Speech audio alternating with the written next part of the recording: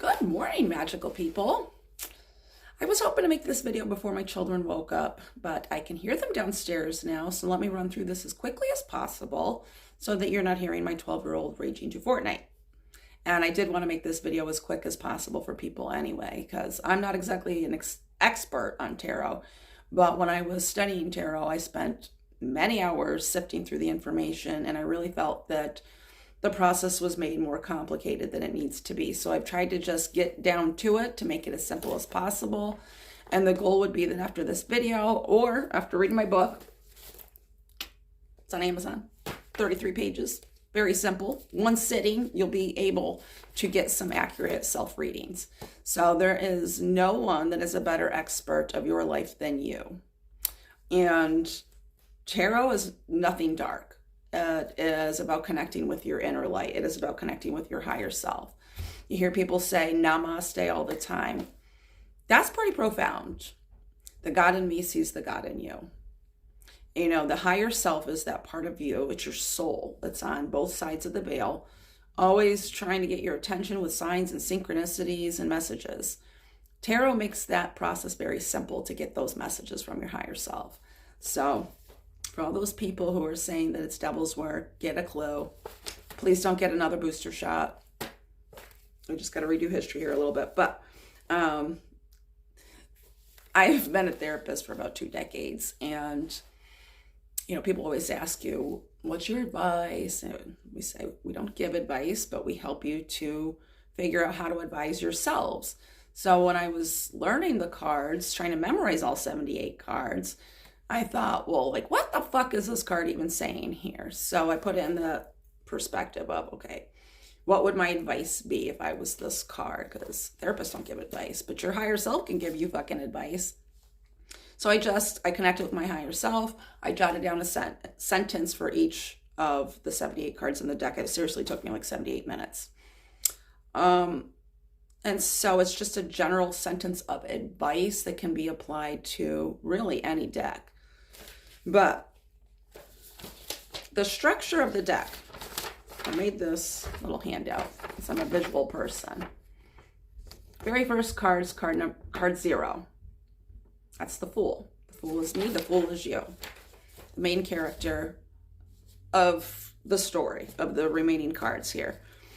Cards 1 through 21 are the major arcana. Arcana literally means secrets or hidden knowledge. It's pulling that hidden knowledge out. The majors represent significant life events, archetypal, universal human experiences, things that we all go through in the journey of life. The remaining 56 cards of the deck are known as the minors. You don't have to memorize those 56 cards either. There's 4 suits: swords, cups, wands, and coins. And each of those suits has 10 cards, the ace through 10, and then 4 court cards: page, knight, queen, and king. And now those represent the more day-to-day experiences or the details. You could do tarot with a regular deck of playing cards too. I mean, where do you think this shit came from? So what came first, right? A lot of people think that the concept of using cards for playing games was a cover to keep tarot around because the authorities were trying to do away with it. But anyway, in a regular deck, though, you wouldn't have the majors in that, obviously. But the swords would be represented by the spades, the cups would be represented by the hearts, the wands would be represented by the clubs, and the coins would be represented by the diamonds. And then as far as with the court cards there, can't even read my own handwriting, let alone that I need fucking bifocals.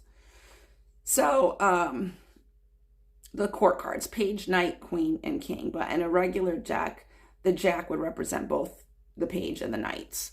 But you could still read the cards from a regular deck of playing cards.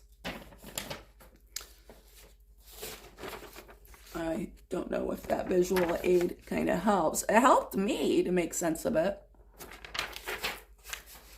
Put that in the book too. But like, think about it in the sense of a story. Okay? So like I said, like Dorothy the Wizard of Oz, thinking about it in the sense of the story. But Carl Jung, who's the founder of analytical psychology, coined the term the hero's journey.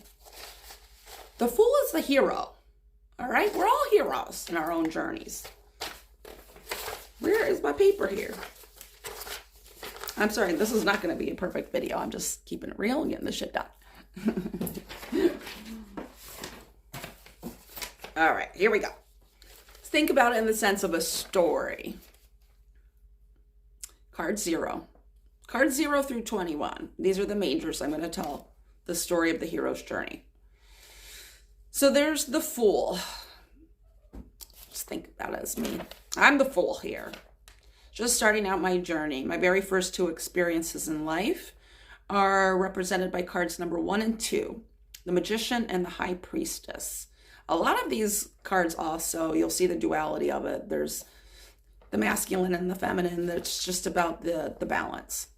So a lot of these cards do like come in pairs. Magician and High Priestess represents that first experience a soul will have when they've incarnated, that inner knowing, that inner knowledge. Like, look at a baby, they know what's up. Next 2 experiences are represented by cards number 3 and 4, the Empress and the Emperor. It's your mom and your dad. So you get some of those experiences with female leadership, but also that paternal leadership. So that nurturing and loving, represented by the Empress, and the logic and structure, leadership represented by the Emperor. Well, then after you hang out with mom and dad, you go to school. Card number 5, the Hierophant, represents the structure of teaching and learning. And when you're at school, you meet a boy, right?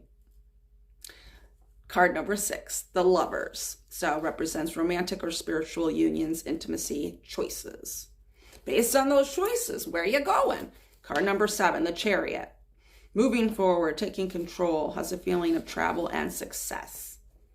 Something happens that's going to require some strength, though. That's card number 8, strength. Some obstacles and challenges to overcome. Requires you to tap into that courage, face your fears. You might have to spend some time alone to sort through the shit. That's card number 9, Hermit. Solitude, introspection. And that's where you discover the inner lights. I love being alone personally. Freaking love it. But then you spin the wheel. Card number 10, Wheel of Fortune. Kind of symbolizes or signifies that there's some pivotal changes coming and you want to trust this process. Has a feeling of good fortune though too. Next step would be card number 11, Justice. Has a feeling of karmic balance, lessons, consequences, could also be legal matters.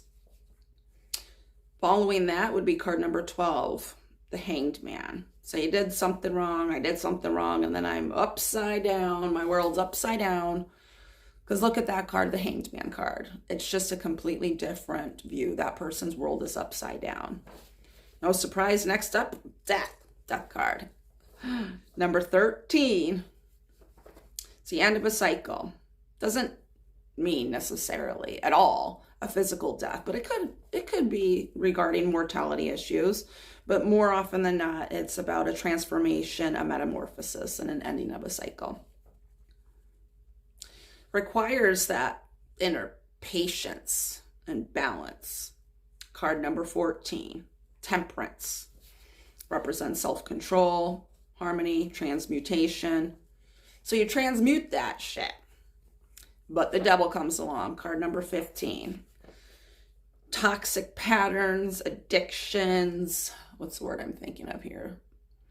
Temptations, things of that nature. Could also be representative of shadow work. Kind of has a feeling that you made some negative choices, though. No surprise, up next, the Tower card, number 16. So you fucked around and found out with the devil, and now your world comes crashing down with the Tower. I mean, look at that card. You can look at that card and know nothing about tarot and be like, oh shit.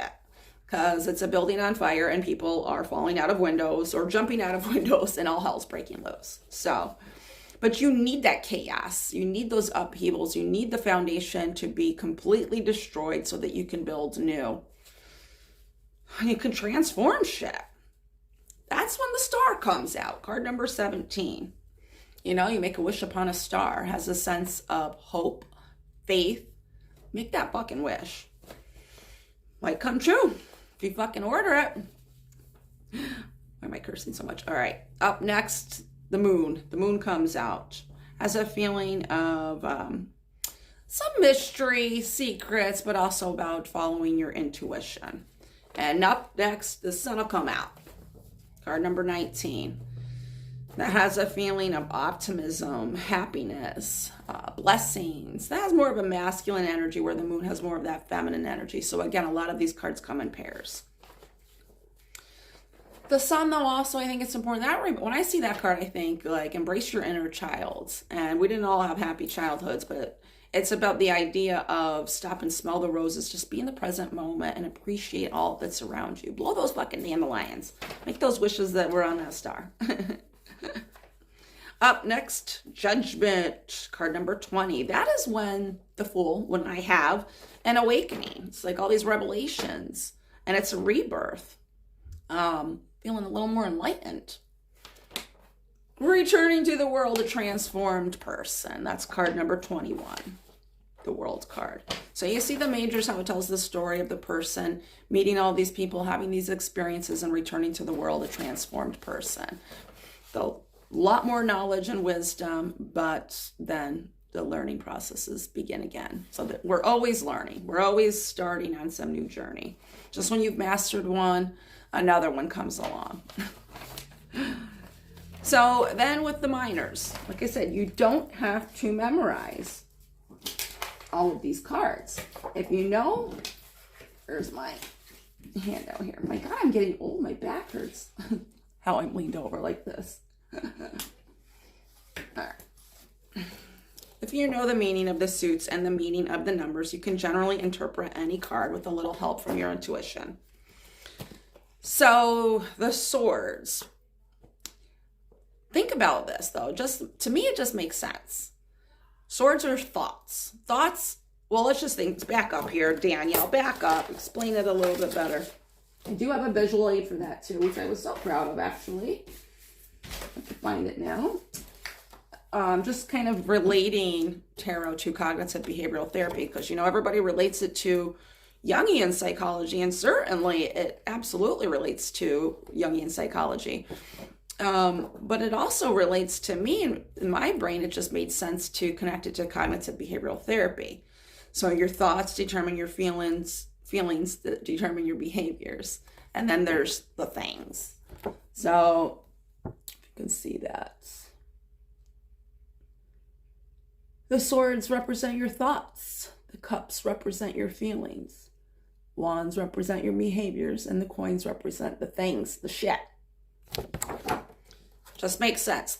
Think about swords. Sharp thinking, witty. Cups. Think of a cup full of water. Water like tears, emotions. Wands, what you do. Think of a magic wand. What are you creating? Coins, I think that was pretty obvious. It's like stuff, material objects, the things, the earthly pleasures. So if you know those, and then you know the meaning of the numbers, you can kind of put things together here. So the numbers, 0, infinity, and beyond. 1 or ace would be beginnings, also represents the self. 2, think about choices, duality, balance. 3, that's about coming together with others, collaborations, and creativity. Well, we can think about this in the sense of a story here too. So, number 1, the self. It's me. I have to make some choices. Number 2, those choices involve connecting and collaborating with others. Number 3, at first, those collaborations are stable. Number 4, think of 4 legs on a table, the stability and structure that brings. But then there's some change and conflict. Number 5. But we work it out. Number 6, we restore some harmony and balance. Now we gotta just like kind of take a look at that. What happened? Assess it. There might be some challenges. That's number 7. But up next with 8, there's a sense of achievement and advancement. At number 9, things are mounting up. It's almost to the end. We're gaining wisdom. And 10 is the end. 10 becomes a 1, so then it's also a new beginning. So then, as long as you know those, and then you have just a general idea about, so many other stuff here, man. Here it is, the quartz. I always forget about the quartz. But I mean, there's 4 cards to figure out. Just think masculine and feminine and younger and older. Pages and knights, those are the younger energies. Page is more feminine, knight is more masculine. If you had to think about it in the sense of an age bracket, I would think of pages as childhood and knights as adolescence. Pages has a feeling of messages involved, and knights has a feeling of moving forward. Queens and kings. Well, I mean, obviously that's more experience and leadership. Queens are the mature, feminine, nurturing leaders. Kings are the mature, masculine, action-oriented leaders with paternal qualities.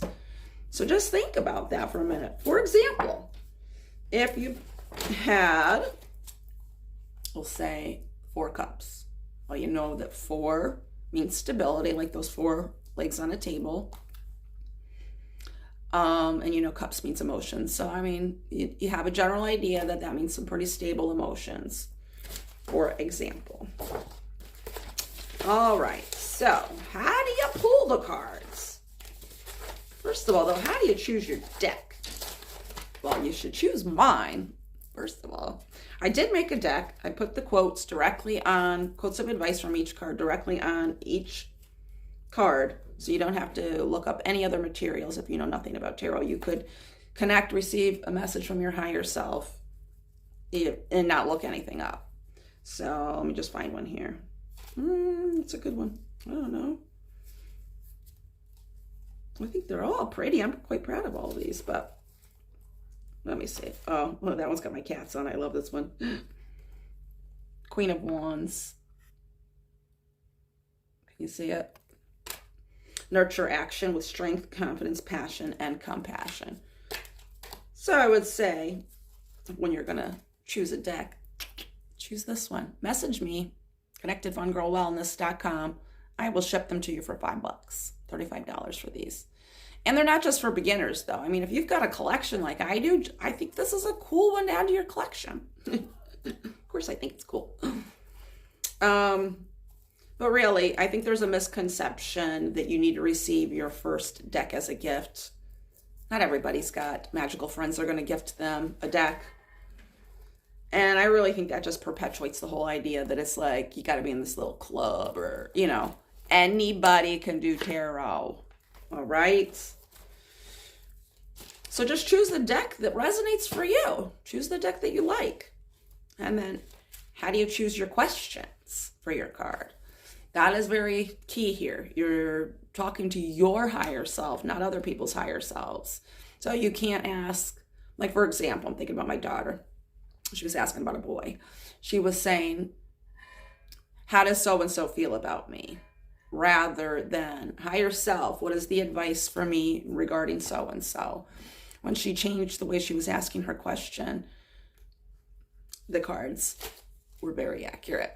So accurate, the same 3 came out of 2 fucking decks. So, cards know what's up, man.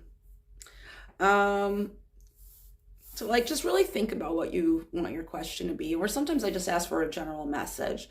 And I think when you're learning, it is very helpful to start pulling a card every day. Pull one in the morning. What do I need to know a message for my day? Pull one at the end of the day. Kind of reflect on things. A general message that you need to know. So let's just really get down to it. Let me show you how I do it. Doesn't need to be complicated.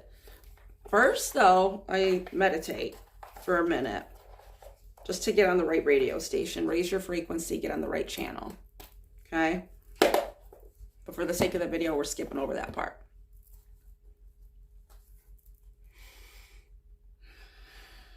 I hold them to my heart chakra. And I let other people touch my deck all the time. Whenever I'm reading for other people, I have them hold it to their heart chakra. And it's my higher self talking to their higher self. My higher self is always the filter when I'm reading for me or other people. It's just how I like it. Divinely guided and protected. All right, so I'm just going to ask for a general message for today. Now, you don't need to make this process complicated with these predetermined spreads. Just have a conversation with your higher self. Just talk to your soul, damn it. All right?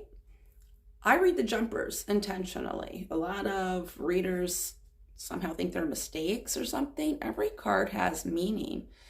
The very first time that I pulled a card, it was a jumper. It came flying out. And I was like, what the hell was that? And I think it's very powerful when you see the cards being energetically moved.